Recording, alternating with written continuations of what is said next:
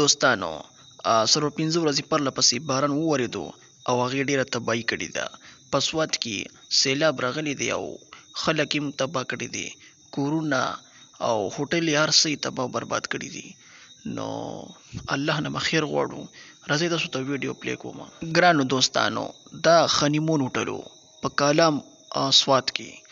نو دا د باران د وجې نه ډېر د دنده اوبه تللې وي او تاسو ته چې په دې ویډیو کې مخامخ راځي نو دا دقسې تباه برباد شوی دی.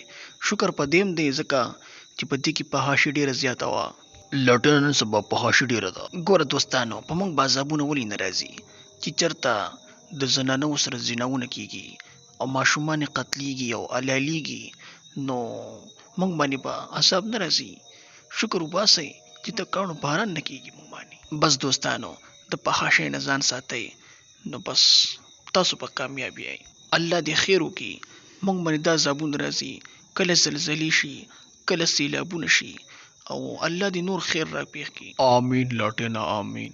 دا وګورئ دوستانو د الله جل شانه قهر ته وګورئ. ګورئ که نه نن موږ خپل ګریوانو کې سوچ وکړو پر خپل ګریوانونو کې سوچ وکړو چې آیا موږ څومره ګناهونه کړي دي. الله جل شانه دې موږ ټول معاف کړي.